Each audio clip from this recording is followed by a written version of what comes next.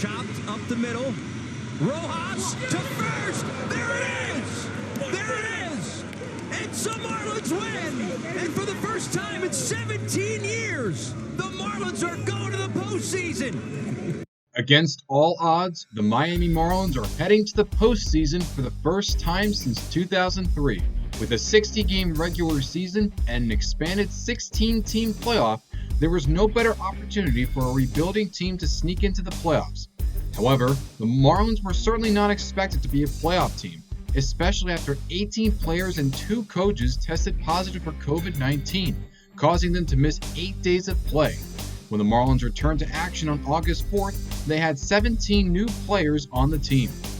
Miami lost key starting pitchers Sandy Alcantara and Caleb Smith to COVID early on in the season, so they had to turn to 22-year-old top prospect Sixto Sanchez. The young righty didn't wait long to establish himself as one of the Marlins' top arms.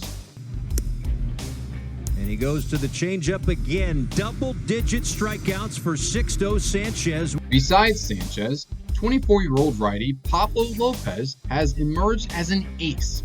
Following a 2019 season where he struggled, Lopez posted a 3.61 ERA in 11 starts.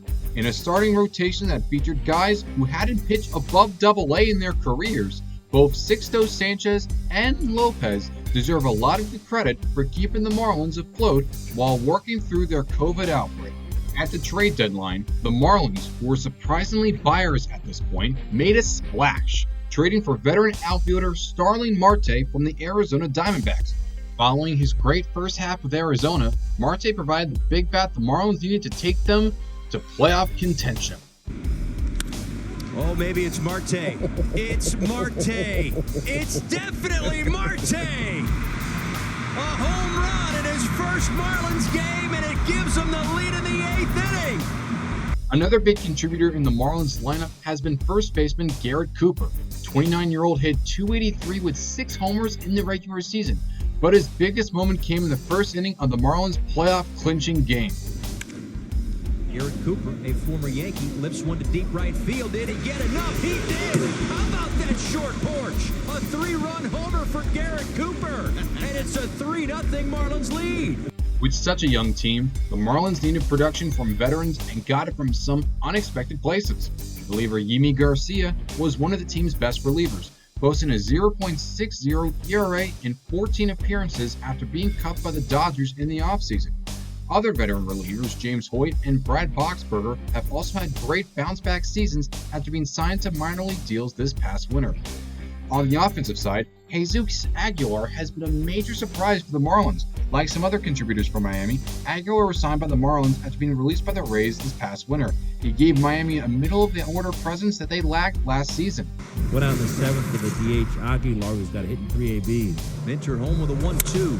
And Aguilar hits this one to left center field. It is out of there! A home run for Jesus Aguilar. And the Marlins extend their lead. It's now 4-0.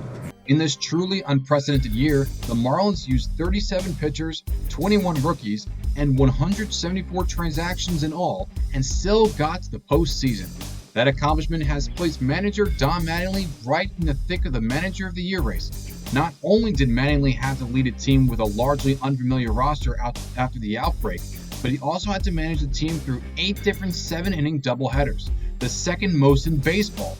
In those doubleheaders, the Marlins compiled an 11-5 record, which undoubtedly helped catapult them into the playoffs. Don Mattingly deserves a ton of credit for navigating such an inexperienced roster and having a lot of success while doing it. But no matter what happens in the Marlins postseason run, it has been a successful season that set up Miami very well for the future. From WRHU, I'm Vinny Lospinuso.